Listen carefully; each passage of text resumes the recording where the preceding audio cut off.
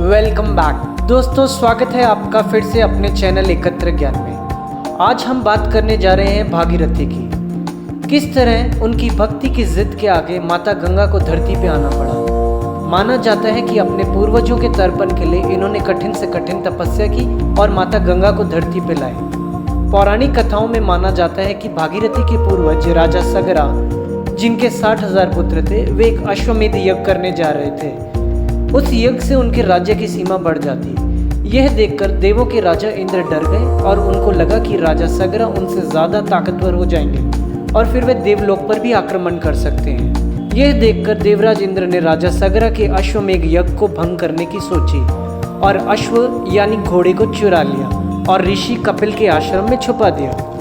जब राजा को पता चला कि यज्ञ का घोड़ा गायब है, तब वे विचलित हो उठे, क्योंकि बिना घोड़े के यज्ञ संपूर्ण होना असंभव है। तब उन्होंने अपने 60,000 पुत्रों को आदेश दिया, जाकर घोड़े को ढूंढा जाए। उनके पुत्रों ने हर कोने नुक्कड़ में देखा और पता चला कि यज्ञ का घोड़ा ऋषि कपिल के आश्रम में है और ऋषि उस समय बहुत गहरी समाधि में लीन थे। घोड़ा वापस लेने के लिए राजा के पुत्रों ने ऋषि की समाधि को भंग कर दिया, यानी तोड़ दिया। समाधि भंग होने से ऋषि कपिल क्रोधित हो उठे और उन्होंने राजा के सभी पुत्रों को भस्म कर दिया और भस्म करके पाताल लोक भेज दिया और श्राप दिया कि इनको कभी मोक्ष प्राप्त नहीं होगा। बाद में राजा के पोते अंशुमंथा जब कपिल मुनि के आश्रम पहुंचे और उनसे विनम्रता और आदर पूर्वक बात की तथा आग्रह करने पर ऋषि कपिल ने उनको मोक्ष प्राप्ति का भेद बताया। ऋषि ने बताया, जब माता गंगा धरती पर आएगी और उनके ऊपर से बहेगी, तब उनके पूर्वज पितृलोक चले जाएंगे और उनका तर्पण हो सकेगा। यह भेद जानकर बाद में राजा ने गंगा को धरती पर लाने के लिए बड़े कठिन से कठिन तप किए, लेकिन वे इसमें विफल रहे। इसी तरह अंशुमंथा ने भी तप किया, पर माता गंगा को धरती पर लाने के लिए वे भी विफल हुए। बाद में भागीरथी ने तप किया और ब्रह्मा जी को प्रसन्न करने में वे सफल रहे।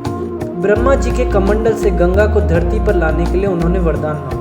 गंगा जी धरती पे आने के लिए तैयार थी, पर उनके हिसाब से उनकी धारा का पानी अगर सीधा धरती पे पड़ता तो पृथ्वी फट जाती।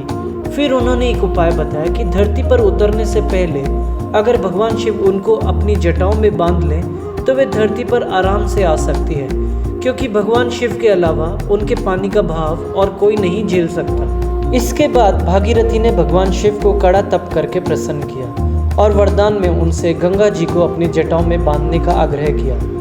इस तरह भागीरथी की तपस्या और तप के कारण गंगा माता को धरती पर आना पड़ा। फिर उन्होंने पाताल लोक जाकर अपने पूर्वजों के ऊपर से गंगा का प्रवाह कराया और अपने पूर्वजों का तर्पण किया।